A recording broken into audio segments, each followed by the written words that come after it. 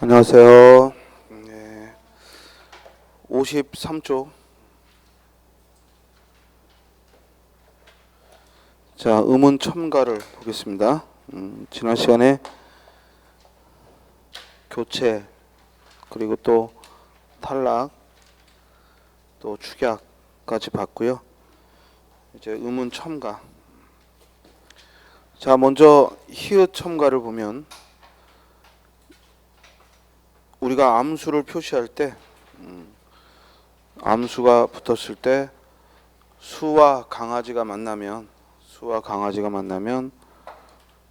수강아지라고 하지 않고 수강아지라고 써요. 즉 강아지가 강아지하고 키읔이 되죠. 이건 결국 수라는 낱말이 이 히읗이 첨가되는 말이라 강아지와 만나서 수강아지가 됐다고 보는 거예요. 그런데 이 암수가 만났을 때 이렇게 첨가가 일어난 거센수를 쓰는 것을 9개만 정해놨어요. 9개만. 그래서 수강아지, 숙회, 수컷, 수키화, 또 수탉, 수탉나기, 수톨적이, 수퇴지, 수평아리, 이렇게 9개만 즉 거센 소리가 일어나는 것으로. 그러니까 요건 암기해야죠. 즉 나머지 뭐 고양이나 뭐 벌이나 이런 경우에는 그대로 수고양이고 수벌이고, 즉 이 9개의 단어들만 암수를 붙였을 때 거센 소리를 쓰기로 했습니다. 또 암강아지, 암캐, 암컷, 암키와 하고 암을 붙여도 즉 거센 소리를 쓰죠. 또 안과 밖이 만났는데 안팎이다. 그러니까 안팎에서 일어난 의문현상 하면은 이건 형태소를 분석해서 안과 밖이 만났는데 안팎이라고 했으니까 비읍에 히읗이 첨가됐다 이렇게 판단을 하는 겁니다. 또 살과 고기가 만나서 살코기, 그리고 머리와 가락이 만나서 머리카락 하고 음운 첨가가 히읗 첨가가 일어났고요. 그 다음에 비읍이 첨가되는 단어들, 그래서 대와 쌀이가 만났을 때 대쌀이가 아니고 뎁쌀이, 그리고 벼와 씨가 만났을 때 벽씨. 우리 친구는 페이지가 좀 다를 거야. 페이지가 찾았어? 그래서 벼와 씨가 만나면 즉 벽씨, 그리고 매와 쌀이 만나면 맵쌀, 또 조와 쌀이 만나면 좁쌀, 이와 쌀이 만나 입쌀, 해와 쌀이 만나 햅쌀, 또 휘와 쓸다가 만나면 휩쓸다라고 써야 된다는 거예요. 그런데 이 입대하고 접대의 경우에는 이때 저때도 있고 입대 접대도 있어요. 그러니까 이는 두 단어가 모두 표준어로 즉 서로 의미가 좀 다르죠. 그래서 이때와 입대, 이때와 입대, 그리고 저때와 접대, 이렇게 즉 둘 다 사용을 하고 있으니까 이는 즉 국어사전에서 낱말 뜻을 찾아봐도 크게 구별할 수 없으므로 함께 쓰면 돼요. 오늘 왜 네 친구 안 왔니? 아 그래? 아 저기 직업이 뭐야, 이거 일하는 게 좀 다르구나. 어. 아 당직이에요? 그럼 오늘 못 오겠네. 아 다음 주에 우리 저기 쉬어요. 스님도 휴가를 좀 가려고. 아니 영어는 하지. 영어는 하겠지. 다음 주에 나만 쉰다고. 목요일만. 그러니까 왜 아이씨 거리니? 자, 그 다음에 그래서 이때와 입대, 저때와 접대 하고 둘 다 즉 사용이 된다는 거 주의하시고요. 자, 이 첨가에서 중요한 건 이 사이소리 현상인데, 이걸 몇 번을 얘기해도 이해를 잘 못하던데, 우리말에 사이소리 현상이라는 그 특별한 발음은 없어요. 특별한 발음은 없고, 먼저 된 소리가 나거나 된 소리가 되거나 혹은 니은이 첨가되는, 또는 니은이 첨가되는. 자, 이 발음이 일어났을 때, 이 발음이 이 발음이 일어났는데 다음에 두 가지 조건, 즉 어떤 조건? 합성 명사라는 조건, 즉 명사와 명사가 만난 합성 명사라는 조건과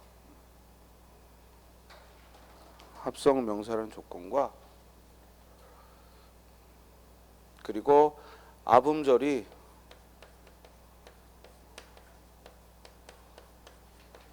울림소리로 끝나는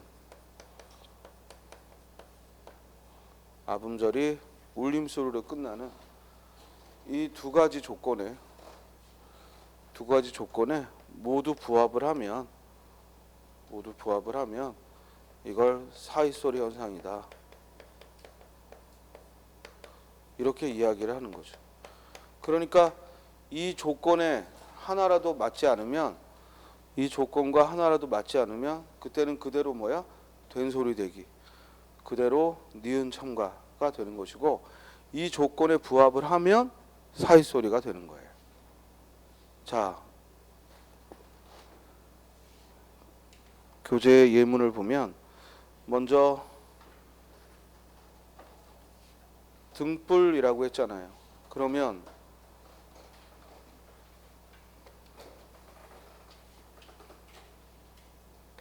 이걸 읽었을 때 등불하고 된소리가 났어요. 그러면 이제 조건을 따져봐야죠.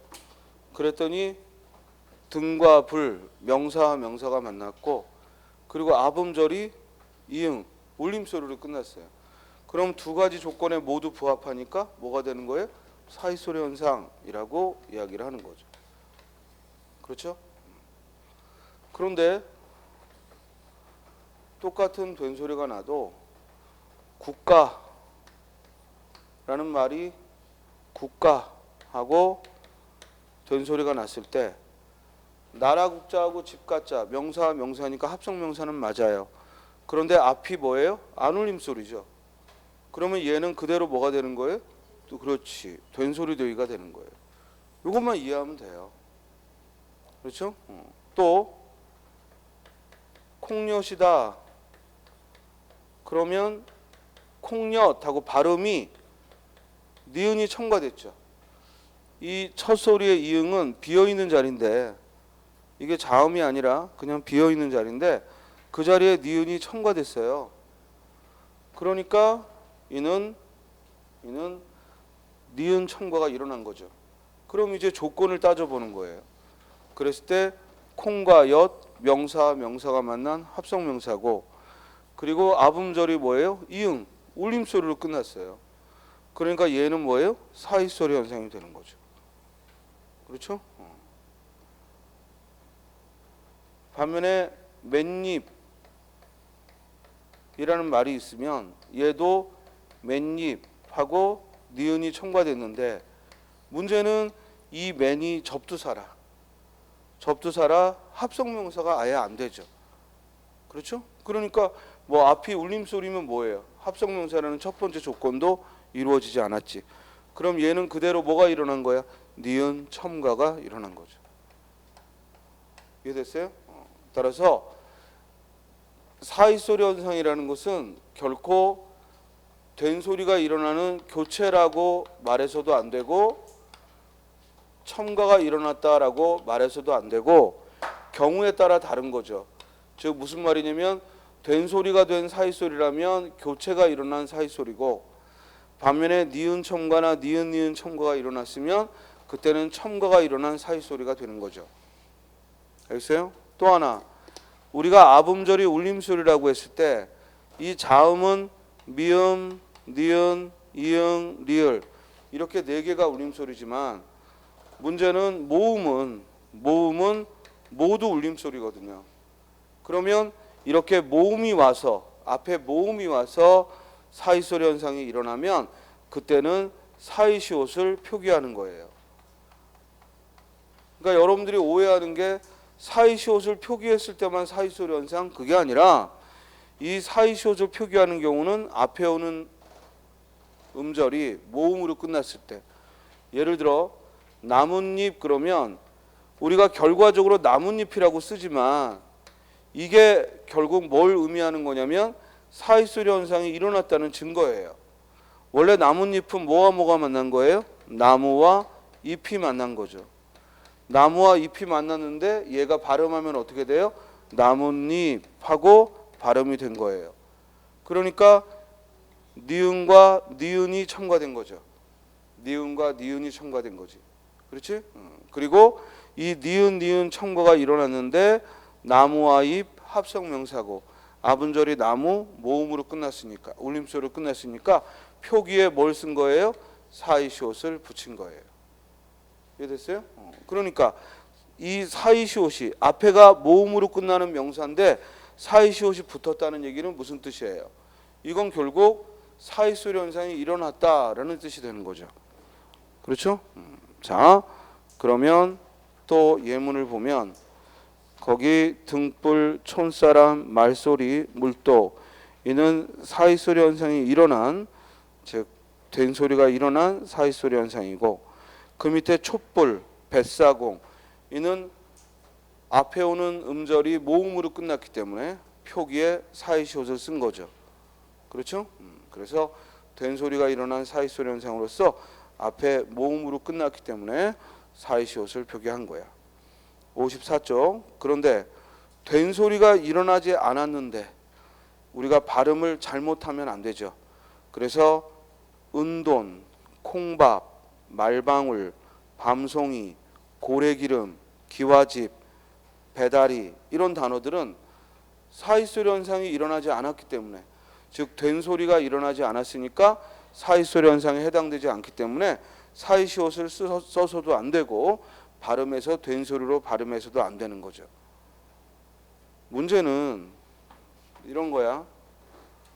고래기름은 발음이 고래기름 아무것도 음운 변동이 일어나지 않았기 때문에 사이소리 현상이 일어났다고 할 수 없죠. 그러나 이 머릿기름은 된소리가 일어났기 때문에 머릿기름하고 된소리가 일어났기 때문에 된소리가 일어나는 사이소리 현상이라 시옷을 붙인 거예요. 그러면 왜 고래기름은 고래기름이라고 읽으면 안 되고 왜 머릿기름은 머리기름이라고 읽으면 안 되느냐? 왜 위에 건 된소리가 안 일어나는데 아래 건 된소리가 일어나느냐? 이건 이론적으로 없다고요. 결국 이 발음은 암기하는 거예요. 이해돼요? 그러니까 내가 만약에 고래기름하고 잘못 발음하면 사이시옷이 들어간다고 오해하게 되는 거지. 그래서 고래기름 할 때는 스님이 오늘 안경을 놓고 와서 그래. 스님이 안경을 놓고 와가지고 역겹냐? 그래서 안경을 놓고 오는 바람에 지금 사태가 이런 거니까 역겨워도 하루만 참아라. 자, 그러면 고래기름. 자, 고래기름은 이게 발음이 고래기름이라 사이시옷을 쓰지 않은 거고 반면에 머릿기름은 발음이 머릿기름이라 사이시옷을 쓴 거야. 그러니까 이 발음상의 이 차이는 결코 어떤 룰이 정해져 있는 게 아니라 우리가 그렇게 발음을 했기 때문에 가능한 표현이다 이 말이에요. 그렇죠? 자, 따라서 적어도 이 사이소리 현상에서 나오는 예들은 꼼꼼하게 읽어야 되고 또한 사이소리 현상과 함께 메모에 한글 맞춤법 30항 한글 맞춤법 30항 그리고 표준 발음법 즉 27항부터 30항 표준 발음법 27항부터 30항은 우리가 반드시 사이소리 현상과 함께 확인해야 되는 예문이야. 그러니까 오늘 가서 복습할 때에는 적어도 자기 전에 표준 발음법 27항부터 30항 그리고 한글 맞춤법 30항은 꼭 읽어보고 자라 이 말이에요. 알겠죠? 자, 오늘 그거 읽어보고 자면 합격할 거야. 그러니까 머릿속에 외우라는 게 아니라 읽어보라고. 그래서 주의하자 하고 읽어보고 다음 이제 디귿에 보면 나무집과 고기배는 잘 봐. 머릿기름을 머리기름 하면 틀린 말이고 고래기름을 고래기름 하면 틀린 말이지만 이 나무집과 고기배는 둘 다 가능하다는 얘기야.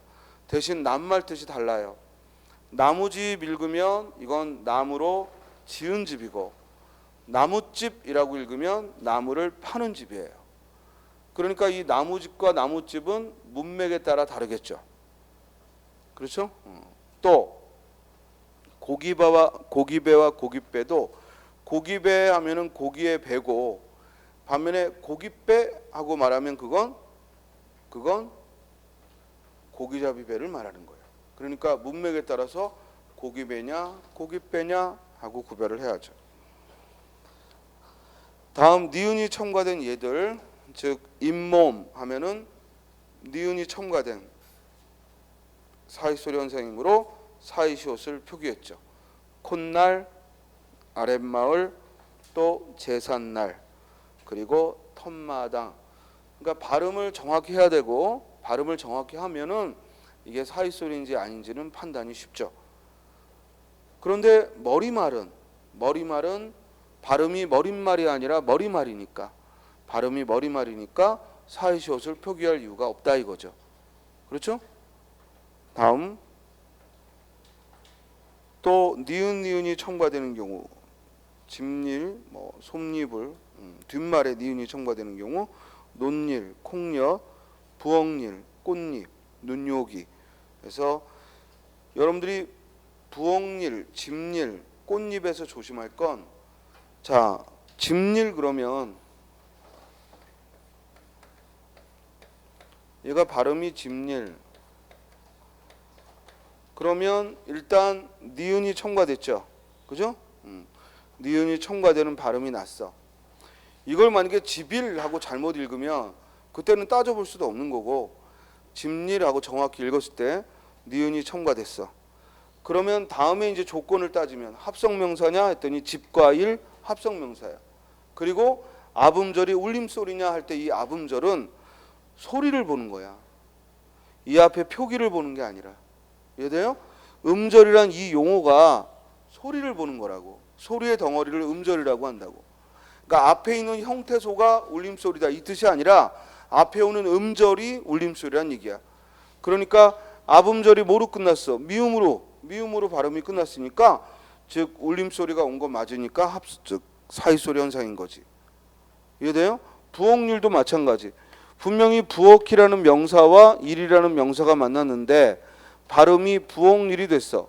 그러면 니은이 첨가됐는데 문제는 이 형태소를 보고 여기가 안 울림이니까 사이소리가 아니다라고 판단하면 안 된다는 거야. 아음절이 울림소리다라는 건 뭘 보는 거야? 이 음절을 봐야 돼. 음절을. 그래서 이 니은이 첨가된 아음절이 뭐로 끝났어? 이응으로 발음이 됐잖아. 그렇죠? 지금 이해했어요? 이해가 안 되는 것 같은데? 이해했어? 그러니까 합성명사라는 이건 형태소를 보면 되고, 아음절이 울림소리다라는 건 뭐야? 발음을 봐야 돼. 발음을. 발음을 보고 앞에 오는 음절이 울림소리인가를 확인을 해야지. 그래서 부엌일이 사이소리 현상이 되는 거지. 자, 그 다음 또 눈요기, 그리고 니은이 첨가되는 경우 깻잎, 나뭇잎, 베갯잎, 훗잎, 사삿잎, 가웬잎. 또 앞에 오는 음절이 리을이면 그때는 니은이 리을로 바뀌지. 그래서 들릴, 물엿, 서울역, 물약, 솔잎하고 발음하죠. 있습니까? 자,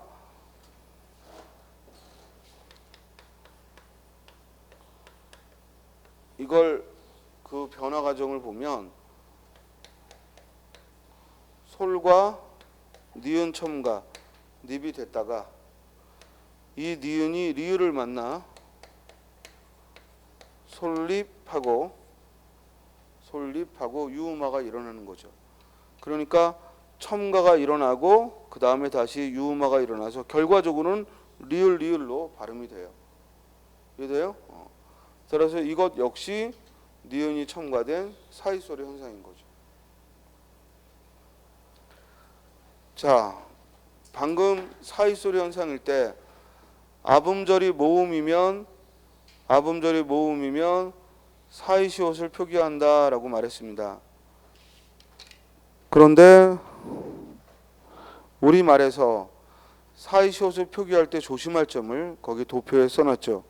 네모 박스에. 사이시옷은 앞말이 모음으로 끝날 때만 쓸 수 있는데 문제는 뒤에 오는 말이 거센 소리나 된 소리면, 뒤에 오는 말의 표기에 거센 소리나 된 소리가 있으면 당연히 사이시옷을 쓸 수가 없죠. 왜냐? 거센 소리, 된 소리가 표기에 있으면 사이소리 현상이 아니니까 사이시옷을 표기할 일이 없다는 거지. 그래서 개똥 했을 때 사이시옷 표기하면 안 된다 이거지. 그렇죠? 보리쌀 사이시옷 표기하지 마라 이 말이야. 또 허리띠 사이시옷 표기할 이유가 없다 이거죠. 알겠습니까? 또 배탈, 허리춤, 그리고 위층, 개펄 사이시옷 표기할 필요가 없다. 왜냐하면 뒤에 오는 말이 뭐야? 거센 소리나 된 소리일 때는, 뒤에 오는 말이 거센 소리나 된 소리일 때는 사이시옷을 표기할 필요가 없다 이 말입니다. 그렇죠? 대신 개펄의 경우, 개펄은 피읍이 와서 사이시옷을 표기하지 않았지만 개펄의 경우에는 즉 사이소리 현상이라 시옷을 썼죠. 그래서 개펄과 개펄은 별개의 말이야. 물론 이걸 구별하는 건 우리 시험 범위가 아닌 거고, 즉 개펄과 개펄이 별개의 말로 둘 다 있다 이 말이야. 그래서 피읍을 쓸 때는 시옷을 표기하지 않고 반면에 개펄하고 비읍이 올 때는 즉 사이시옷을 표기하고. 알겠죠? 다음 문제는 이 사이소리 표기를 하는데 한자어와 한자어가 결합될 때에는, 둘 다 한자어일 때에는 사이시옷을 못 써요. 예를 들어 넷과 하면 분명히 넷과 하고 된 소리가 나는 사이소리 현상이지만 사이시옷을 못 쓴다고. 그 이유는 뭐야? 둘 다 한자어라. 또 개수 사이시옷 못 쓴다고. 근데 우리 인터넷상에 뭐 댓글이든 뭐든 보면은 개수 전부 이렇게 써요. 또 대가를 치르다 전부 이렇게 쓴다고. 그랬어요? 다 틀린 거지. 그렇습니까? 둘 다 한자어일 때는 개수라고 발음하되 사이시옷만 쓸 수 없는 거야. 대가라고 읽 때, 이걸 또 대가라고 읽으면 안 되지. 대가라고 읽 때 사이시옷을 쓰지 못하는 거지. 그 이유가 뭐라고? 둘 다 한자어일 때. 둘 다 한자어일 때는 사이시옷을 표기하지 못한다. 그래서 우유병 할 때도 사이시옷 쓰지 않고 초점. 우리 대부분 학생들도 초점이 안 맞아요. 초점 시옷을 쓴다고. 안 된다 이거지. 초점이라고 쓰고 읽는 건 당연히 뭐야? 초점이라고 읽어야 돼. 그러면 초점이라고 읽었으니까 사이소리 현상은 맞는데 뭐만 쓰지 못하는 거야? 사이시옷을 표기하지 못할 뿐이야. 그렇죠? 따라서 사이시옷을 표기하지 못하고 둘 다 한자어일 때에는 사이시옷을 표기할 수 없다. 그런데 그래서 백지장도 백지장하고 사이시옷 표기하지 못하죠. 그런데 예외가 있어. 예외. 즉 둘 다 한자어인데 사이시옷을 쓰는 예외가 딱 6개. 딱 6개니까 시험에 잘 나오겠어요? 아니면 무시하겠어? 잘 나오겠지. 같이 읽어볼까요? 시작. 곡간, 새빵, 숫자, 착간, 퇴간, 횟수. 이렇게 6개. 이렇게 6개는 즉 간 들어가는 거 3개, 곡간, 착간, 퇴간, 그리고 수와 관련된 거 2개, 숫자, 횟수, 그리고 나머지 새빵. 그래서 이 6개는 즉 예외예요.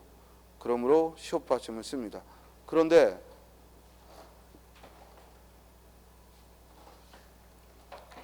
새빵은 예외인데 전새빵은 전새와 방이 만난 거니까 예외가 아니라 그대로 뭐야? 사이시옷 못 쓰죠. 그죠? 전새빵 발음 나더라도, 왜냐하면 둘 다 한자어니까. 전새도 한자어고 방도 한자어니까 이 전새빵은 즉 둘 다 한자어니까 결국 못 씁니다. 알겠습니까? 전새빵은 전새라는 한자어와 방이라는 한자어가 만난 거라 이때는 사이시옷 못 붙이죠. 근데 새빵은 왜 붙였다고? 예외라. 새빵은 예외라 붙인 거예요. 그렇죠?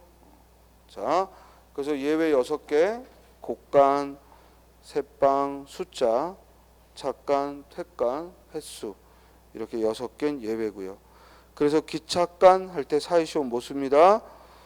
그러나 곡간차 하면 곡간과 차가 맞는 거니까 곡간이 예외라 사이시옷 썼고요.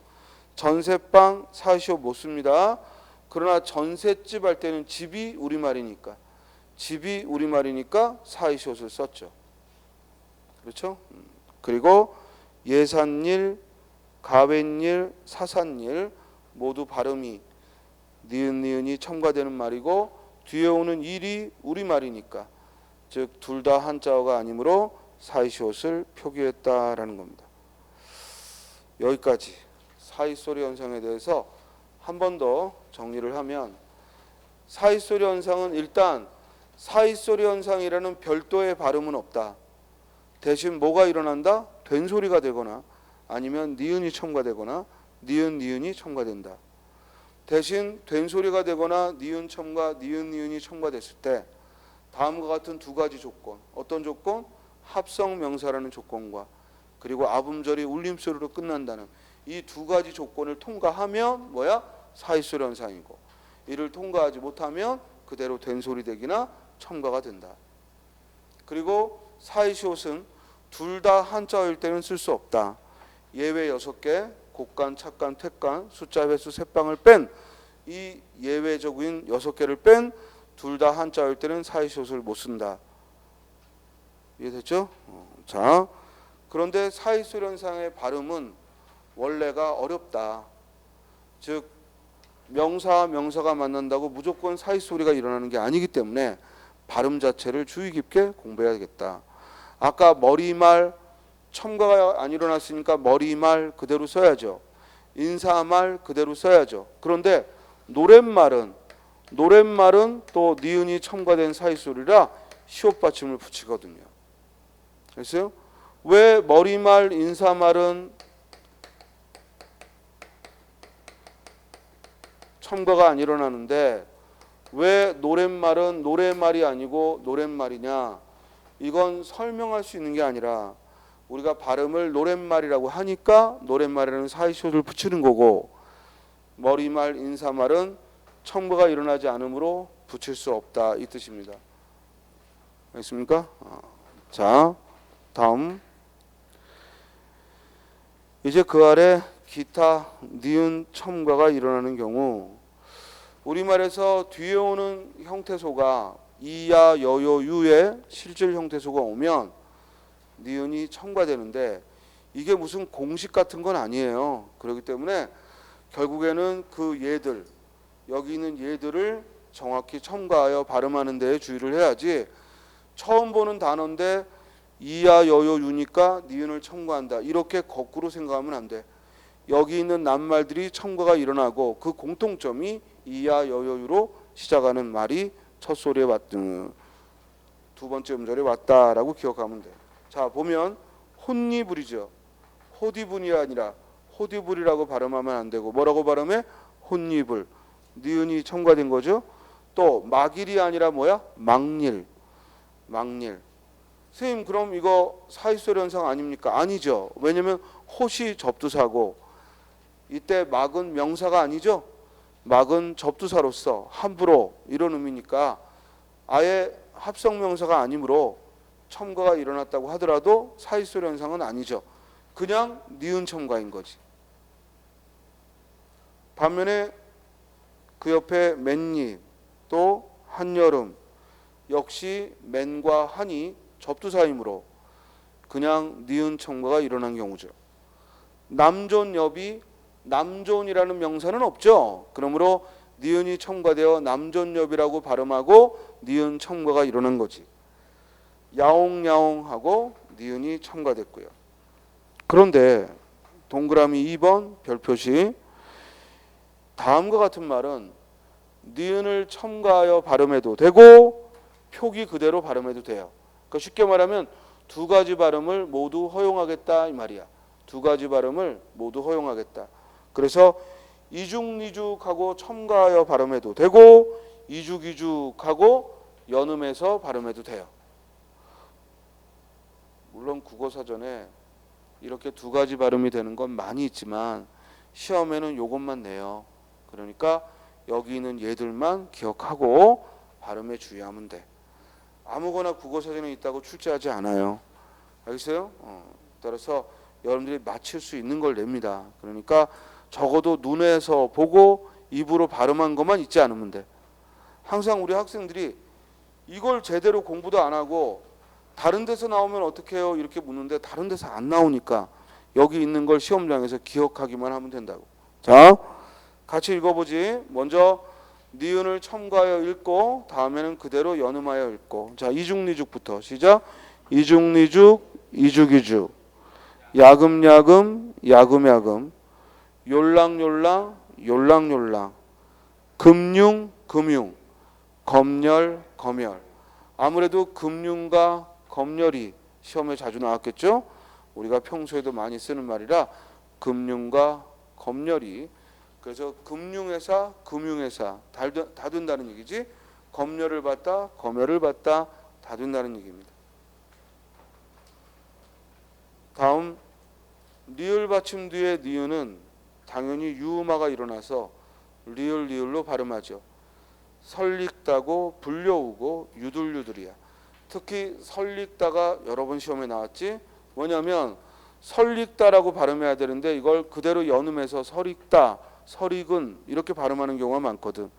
그래서 첨가하여 설릭다라고 읽어야 돼. 설릭다. 자, 그 다음 거기 4번은 X 지워버리세요. 즉 두 단어를 이어 한마디로 발음하는 경우는 지금 여기서 읽을 필요 없어. 이건 뭘 얘기하는 거냐면 그냥 혼자 읽을 때에는 잘 입다 이러면 되는데 이걸 이어 발음하면 잘 입다 하고 발음할 수 있다는 건데 괜히 이거 보고 헷갈려 하더라고. 그러니까 요건 지금 볼 필요가 없고 나중에 표준 발음해서 그때 눈여겨보면 돼요. 자, 그 밑에 주의할 발음이 나옵니다. 그 밑에 주의할 발음. 여기 있는 낱말들은 첨가하여 발음하면 안 된다는 겁니다. 알겠습니까? 따라서 전략이라고 읽으면 안 되고 뭐라고 읽어야 돼? 절약. 그래서 발음에 조심해야 되는, 발음에 주의해야 되는 단어들이야. 같이 읽어보죠. 시작. 절약, 월요일, 목요일, 금요일, 6.25, 송별연, 등용문, 강요, 금연, 함유, 활용. 얘들이 왜 어렵냐면 우리는 금요일 그러는데 또 저 아래 지역에서는 금요일 그래요. 우리는 일요일 그러지만 저쪽 경상도나 전라도 지역에서는 일요일, 일요일 이러더라고. 스님이 다른 학원에서 이걸 설명하다가 야, 금요일이지 누가 금요일이야. 또 월요일이지 누가 월요일이라고 그러고 일요일이지 누가 일요일 그래. 그러냐 했더니 앞에가 인상을 쓰면서 우리 할머니 할아버지 모든 가족이 그렇게 발음한다고. 그러니까 아래 지역은 아직도 그렇게 첨가하여 잘못 발음하는 경우가 많다고. 근데 표준 발음에서는 첨가를 인정하지 않는다고. 월요일 금요일 그죠? 그리고 송별연 같은 경우는 잘못하면 송별연이라고 읽기 쉬워. 그래서 시험에 송별연이 아주 자주 나왔지. 송별연이 아니라 뭐야? 송별연. 또 등용문도 우리 등용문이 무슨 뜻이야? 등용문. 우리가 보는 시험 같은 거. 관직에 가기 위해서 즉 보는 시험. 이거 등용문이지. 자, 또 뭐 비유적으로 무슨 연예인이 되기 위해 그지? 등용문을 거친다 하는데 이런 경쟁 시험을 얘기하지. 자, 이걸 자꾸 등용문 이렇게 읽으면 안 되고 그대로 연음해서 뭐라고 읽어? 등용문이라고 읽는다 이 말이야. 또 금연이죠. 금연이 아니라 뭐야? 금연. 그리고 함유죠. 함유가 아니라 함유하다. 함유가 무슨 말이지?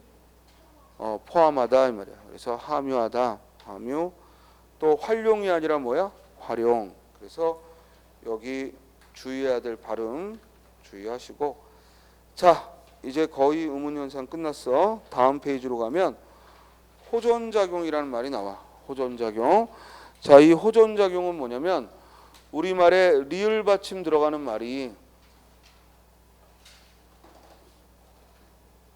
리을 받침 들어가는 말이 다른 말과 만나서 합성하거나 파생할 때 디귿으로 바뀌어 쓰는 거야. 즉 원래 리을 받침 들어가는 말이 다른 말과 만나서 디귿으로 바뀌어 쓰는 걸 호전 현상이라고 해요.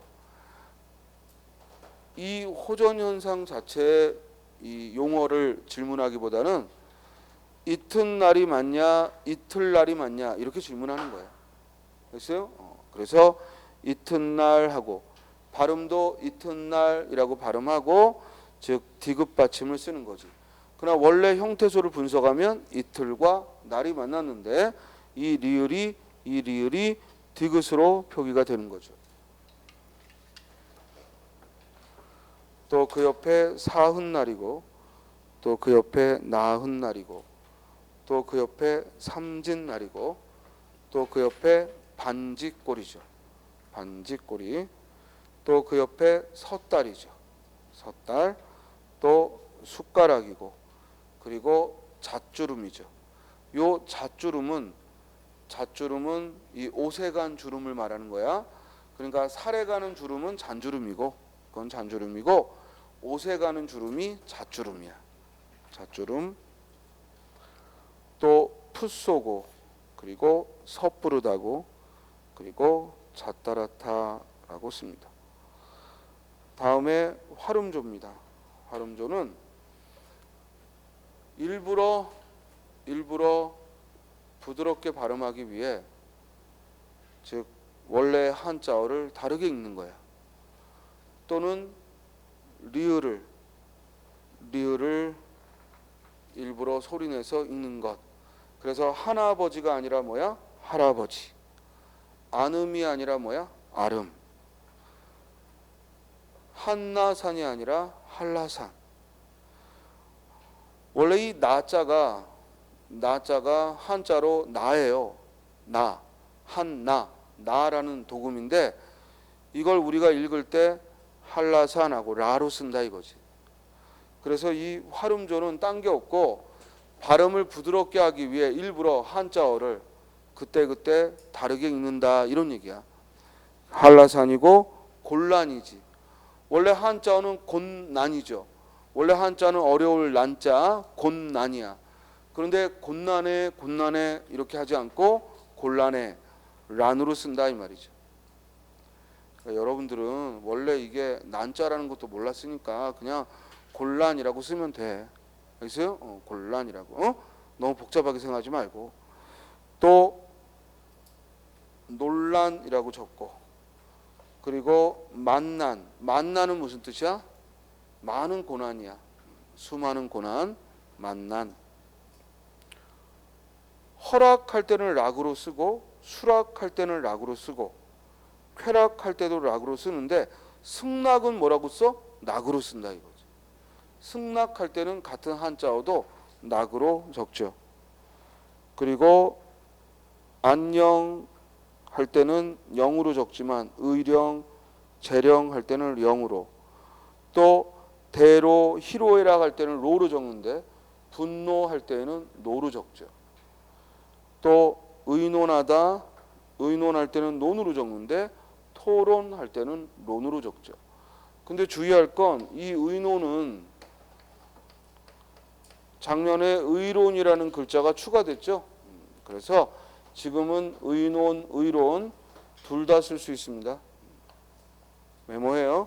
의논, 의론 둘 다 쓸 수 있죠. 즉 의론은 의론 둘 다 쓸 수 있습니다. 다음에 폐염이 아니라 뭐라고 읽어요? 폐렴. 우리 다른 건 뭐 위염, 십이지장염, 염으로 읽는데 대장염, 위염하고 염으로 읽는데 폐렴만 뭐로 읽어요? 렴으로. 폐렴하고 렴으로 읽습니다. 또 지산이 아니라 뭐야? 지리산. 그양이 아니라 뭐야? 그냥. 또 예일곱이 아니라 뭐야? 예일곱. 5, 6월이 아니라 뭐야? 5, 6월. 그리고 5, 60이 아니라 5, 60. 그래서 우리가 표기할 때 한자어는 그때그때 발음하기 편한 쪽으로 쓸 수 있다는 것이고 이를 활음조라고 하는 겁니다. 그러니까 가장 여기서 시험이 많이 나왔던 건 희로애락이죠. 우리 희로애락을 자꾸 뭐야? 희노애락, 희노애락 이렇게 잘못 쓰는데 희로애락이 가장 시험에 많이 물었고 또 곤란하다, 곤란, 곤란이 아니죠. 곤란 시험에 많이 물었고 또 승낙이냐 허락이냐 승낙, 허락 이렇게 낙을 쓰느냐 락을 쓰느냐 역시 시험에서 물었습니다. 자, 끝으로 우리 남한말에만 있는 문법 현상이 바로 두음 법칙입니다. 메모해. 북한말에는 없는 거죠. 북한말과의 차이야.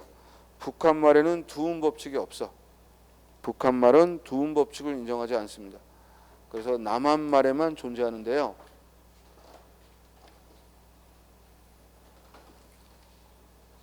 두음 법칙이라는 말 자체가 두음이라는 게 무슨 뜻이에요?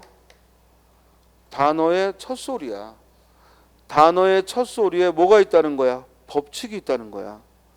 단어의 첫 소리에 법칙이 있다는 거야.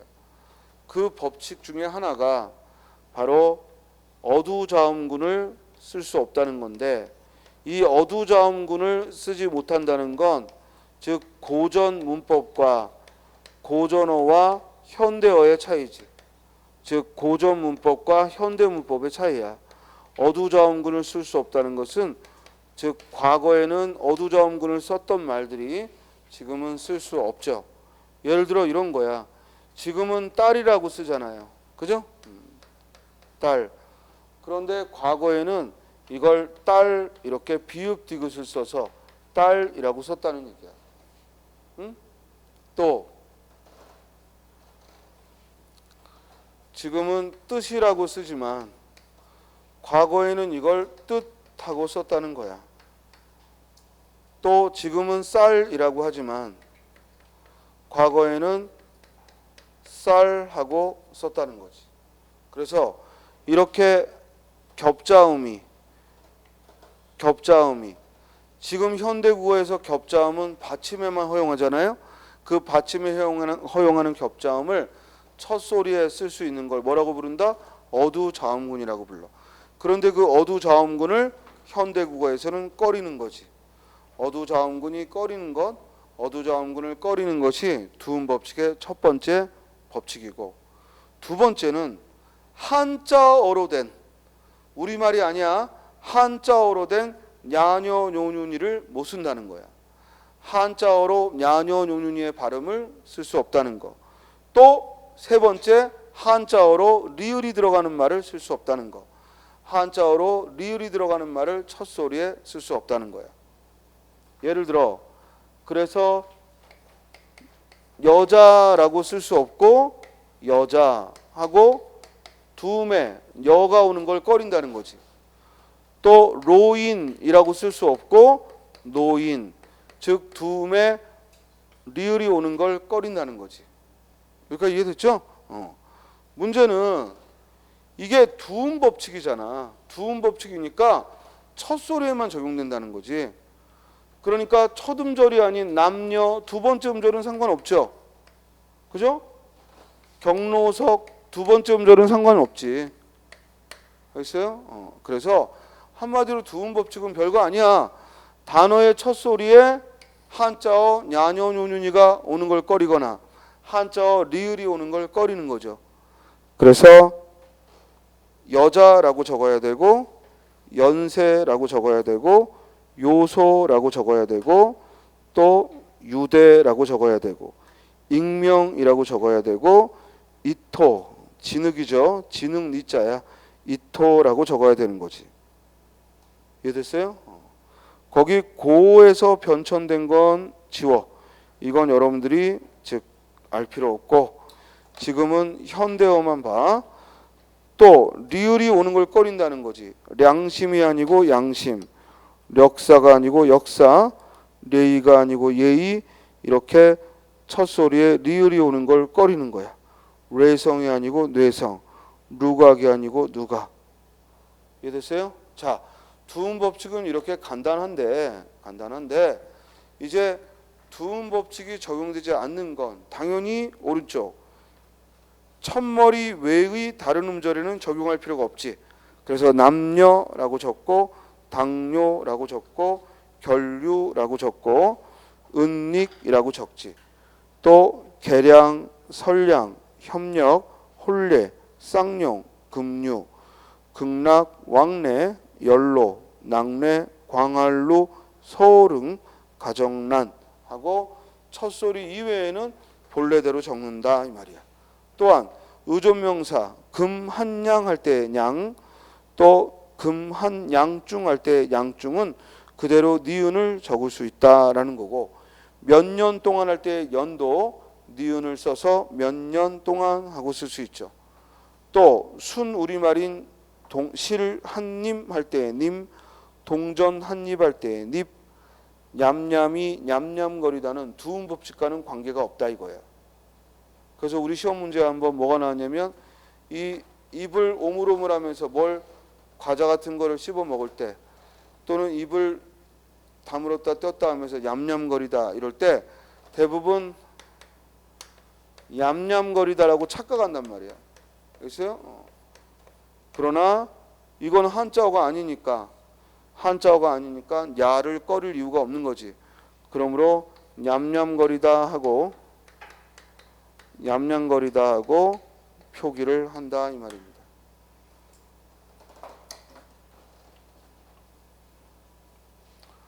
우리 해년자도 너 공부한 지 몇 년 만에 합격했니? 몇 년? 이때 의존명사 연은 이렇게 연하고 쓴다 이거야. 즉 원래 혼자 쓰면 연하고 쓸 수 없는데 가능한 이유는 얘가 의존명사라 항상 앞에 꾸미는 말이 오기 때문에, 즉 연은 예외적으로 허용하고, 그러나 연말 할 때는 연말에 보자 연말 절대 연을 쓸 수 없지. 두음 법칙에 따라 연을 써야지. 이해돼요?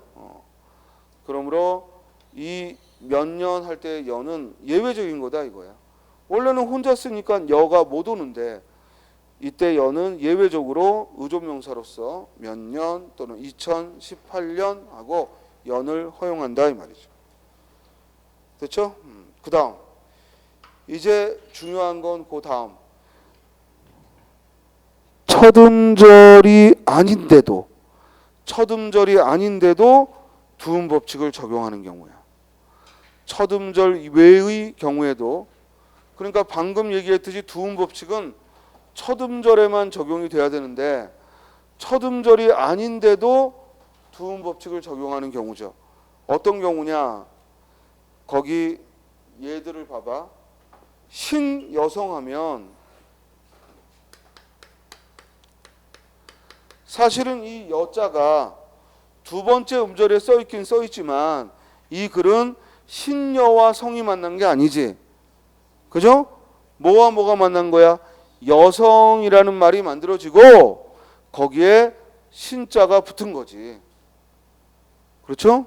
그러므로 이 여성이라는 글자가 먼저 만들어졌기 때문에 여성이라는 글자에 두음 법칙을 적용하여 만들고, 그런 다음 이 새로운 신자가 접두사처럼 앞에 붙은 거라고. 그러니까 나머지 단어들도 전부 그래. 봐봐. 신여성이고 공연불은 어떻게 돼? 공과 연불이고, 남존여비는 어떻게 되는 거야? 남존과 여비고, 그리고 열역학은 열과 역학이고, 그리고 566은 500과 60과 6이 만난 거지.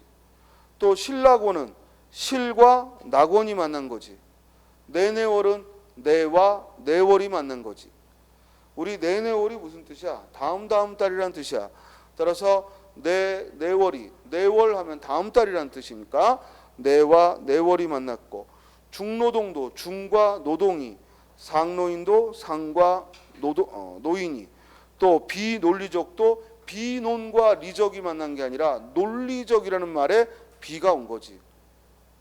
이해됐어요? 그러므로 비록 첫 소리에 쓰이지 않았더라도 이는 첫 소리에 쓰여서 만들어진 말이 먼저 이루어지고 다른 말과 합성하거나 파생한 것이니까 즉 두음 법칙을 적용했다 이런 얘기입니다. 다음 대한여자대학처럼 이렇게 만나는 그 구성하는 게 대한이 만났고 여자가 만났고 대학이 만난 거죠. 우리말에 대한여라는 말은 없죠. 그러므로 대한과 여자 할 때 여자 두음 법칙을 적용했고 대한 요소 비로에서도 요소 두음 법칙을 적용했죠. 다음 맨 끝에 있는 공식인데 우리말에 렬유를 써야 할 자리에 우리말에 렬유를 써야 할 자리에 열유를 쓸 수 있다는 거예요. 그런데 어떤 경우냐? 받침이 있는 말에는 열유를 적고 모음으로 끝나거나 니은 받침으로 끝날 때에는 모음으로 끝나거나 니은 받침으로 끝날 때에는 열유를 적습니다. 즉 받침이 있는 말에는 열유를 모음이나 니은 받침으로 끝나는 말에는 열유를 적는다 이 말이야. 예를 들어서 합격률 하면 합격률하고 류를 그죠? 성공률하고 성공률하고 류를 반면에 모음이었을 때는 백분율하고 유를 즉 니은 받침으로 끝났으니까 또 실패율 실패 모음으로 끝났으니까 유를 적는다. 이해됐어요?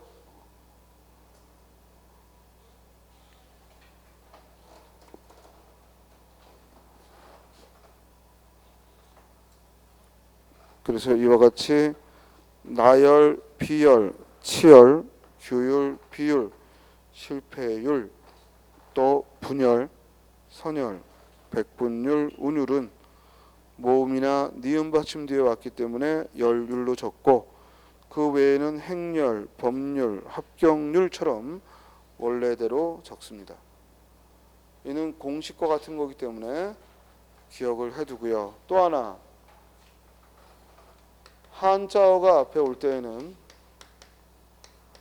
란, 량을 적고 고유어나 외래어가 올 때에는 고유어나 외래어가 올 때에는 즉 난 또는 양을 적습니다. 아까 위에 보면 가정란이라는 게 나옵니다. 가정란은 가정에 관한 소식이 담겨 있는 지면이야. 그러니까 가정란하고 한자어니까 가정이 한자어니까 란하고 적지만 어린이에 관한 소식이 들어있다. 그럴 때는 어린이 난하고 난을 쓴다 이거죠.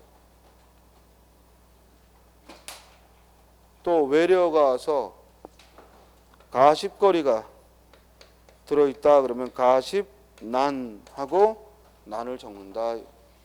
얘는 공식입니다. 공식. 또 생산량 이렇게 한자어니까 량하고 생산량하고 한자어니까 량하고 적지만 고유어나 외래어가 올 때에는 예를 들어 쓰레기 양하고 고유어가 오거나 또는 외래어가 와서 알코올 양하고 외래어가 올 때에는 그땐 양하고 적는다. 그래서 이 두 개의 공식은 기억을 해둬야 돼. 즉 렬률이 아닌 열률을 적는 경우와 그리고 란과 량이 아닌 양, 난을 적는 경우는 공식과 같은 것이니까 공식처럼 기억을 해두시기 바랍니다.